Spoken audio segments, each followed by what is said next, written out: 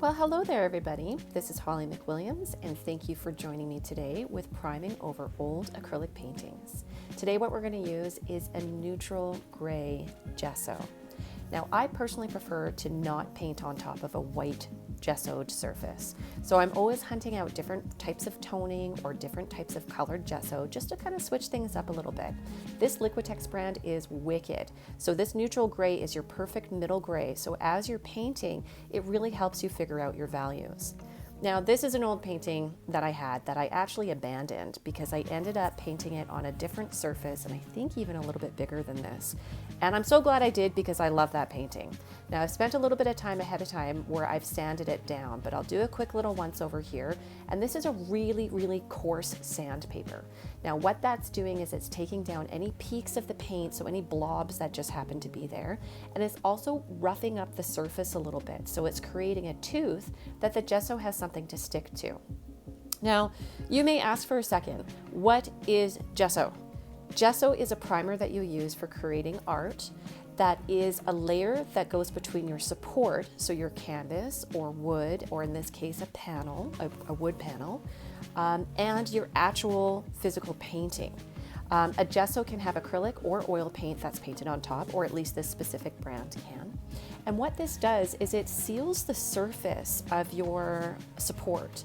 So when you buy anything from an art store and it's already like a canvas that's already white, that is pre-primed, ready to go for you.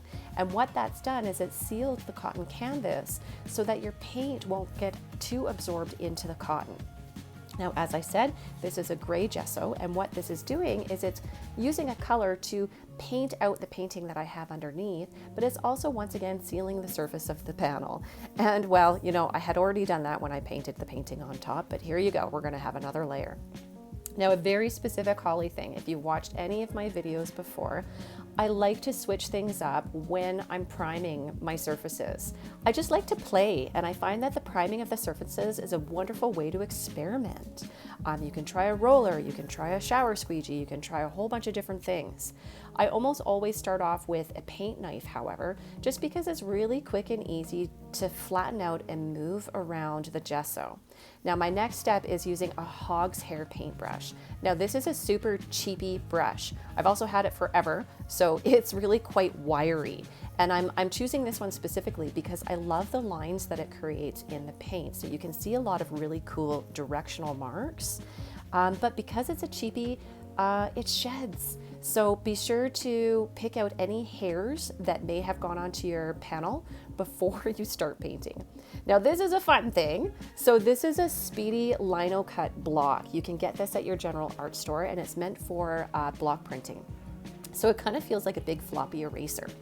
I like to use this because it has a long line, but sometimes just the way that it flops over, it can create some linear aspects within the gesso.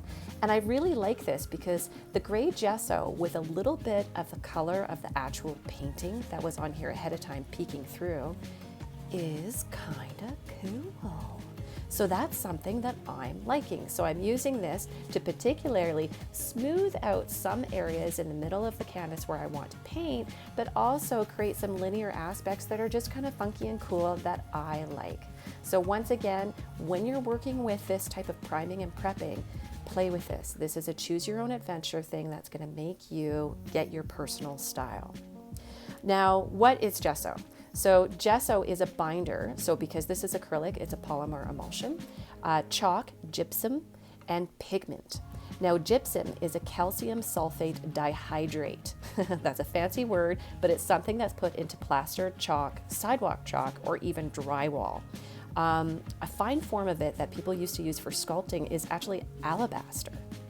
So that gypsum in there creates a little bit of a tooth, so then when you're painting your acrylic or your oil paint on top, your painting has something to adhere to. So there you go, voila.